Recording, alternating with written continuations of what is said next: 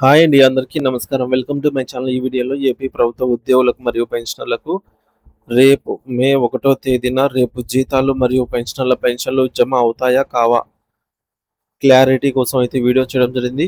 Video అయితే ఎక్కడే కానీ స్కిప్ చేయకుండా ఎండ్ వరకు చూస్తే అప్పుడే ఇన్ఫర్మేషన్ పూర్తిగా అర్థమవుతుంది.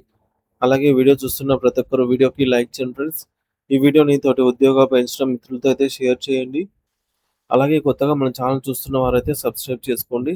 సబ్స్క్రైబ్ చేసుకోవడం వల్ల నేను చేసే వీడియోస్ అన్నీ మీ వరకు రీచ్ అవుతాయి.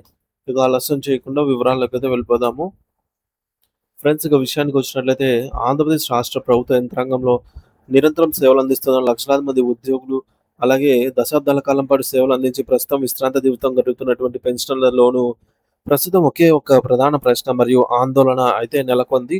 ప్రతి నెల 1 తేదీ రాగానే తమ మొబైల్ ఫోన్లకు వచ్చేటటువంటి సాలరీ క్రెడిటెడ్ అనే మెసేజ్ కోసం అందరూ ఆతృతగా ఎదురు చూస్తూ ఉంటారు. అయితే మే నెల 1 తేదీన కూడా అదే విధంగా సమయానికి డబ్బులు జమ అవుతాయా? లేదా ఏమైనా సాంకేతిక లేదా సెలవు పరమైన ఇబ్బందులు ఎదురవుతాయా అనే సందిగ్ధత అందరిలోనూ నెలకొంది. ముఖ్యంగా మే నెల 1 తేదీన బ్యాంకుల పనితీరు ఎలా ఉంటుంది? ప్రభుత్వం నుంచి నిధుల విడుదల ప్రక్రియ ఏ దశలో ఉంది?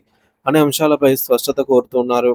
సాధారణంగా ఆంధ్రప్రదేశ్ రాష్ట్ర ఆర్థిక శాఖ మరియు ట్రెజరీ విభాగాలు ప్రతి నెల చివరి వారం నుంచే జీతాలు మరియు పెన్షన్ల చెల్లింపులకు సంబంధించిన కసరత్తును అత్యంత వేగంగా ప్రారంభిస్తాయి. రాష్ట్ర వ్యాప్తంగా ఉన్న వివిధ శాఖల డ్రాయింగ్ అండ్ డిస్బర్సింగ్ ఆఫీసర్స్ తమ పరిధిలోని ఉద్యోగుల జీతాల బిల్లులను ఆన్లైన్ ద్వారా సిఎఫ్ఎంఎస్ పోర్టల్లో అప్లోడ్ చేస్తారు.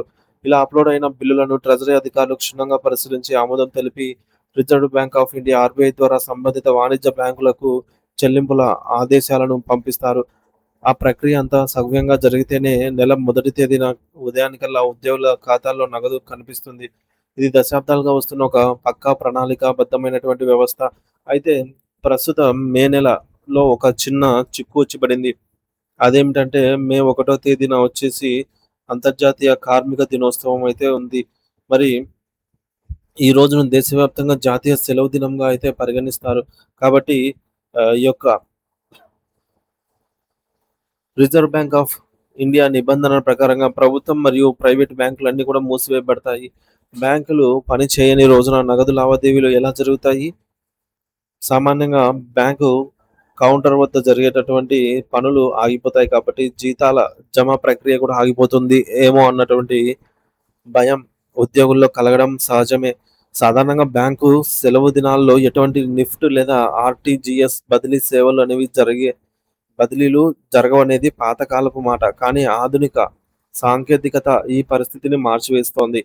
ప్రస్తుత రోజుల్లో బ్యాంకులు సెలవులలో ఉన్నప్పటికీ ప్రభుత్వం ముందుగానే చెల్లింపు ఆదేశాలను బ్యాంకులకు పంపిస్తే వాటిని national automated clearance house NACH లేదా ఏసీహెచ్ ద్వారా ముందే షెడ్యూల్ చేసే వీలుంటుంది.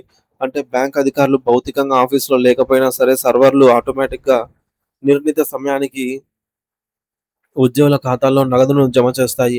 ఒకవేళ ప్రభుత్వం నుంచి నిధుల విడుదల ఆలస్యమైతే తప్ప కేవలం బ్యాంకు సెలవు కారణంగా జీతాలేమీ ఆగిపోవు. కాబట్టి మే 1 తేదీ ఉదయానికల్లా మీ ఫోన్ ద్వారా ఖాతాను తనిఖీ చేసుకోవచ్చు. ఒకవేళ అప్పుడు కూడా రాకపోతే మే 2 తేదీన బ్యాంకు తిరిగి తెరుచుకున్నప్పుడు ఖచ్చితంగా జమ అవుతాయి.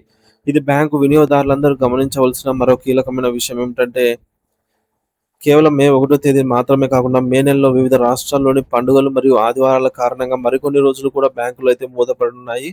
రిజర్వ్ బ్యాంక్ ఆఫ్ ఇండియా విడుదల చేసిన అధికారిక సెలవుల క్యాలెండర్ ప్రకారంగా మీ బ్యాంకు పనులను ముందే ప్రణాళిక చేసుకోవడం ఉత్తమము. నగదు ఉపసంహరణ, చెక్కుల క్లియరెన్స్ లేదా లోన్ సంబంధిత పనులు ఉంటే ఈ సెలవులను దృష్టిలో ఉంచుకొని కార్యకలాపాలు సాగించాలి. ఏదేమైనా ఆంధ్రప్రదేశ్ ప్రభుత్వ ఉద్యోగులు మరియు పెన్షనర్లు ఆందోళన చెందకుండా తమ మొబైల్ అలర్ట్స్ కోసం వేచి చూడటం మరియు అధికారిక సమాచారం కోసం ఆర్థిక శాఖ అప్డేట్స్‌ను గమనించడం శ్రేయస్కరం.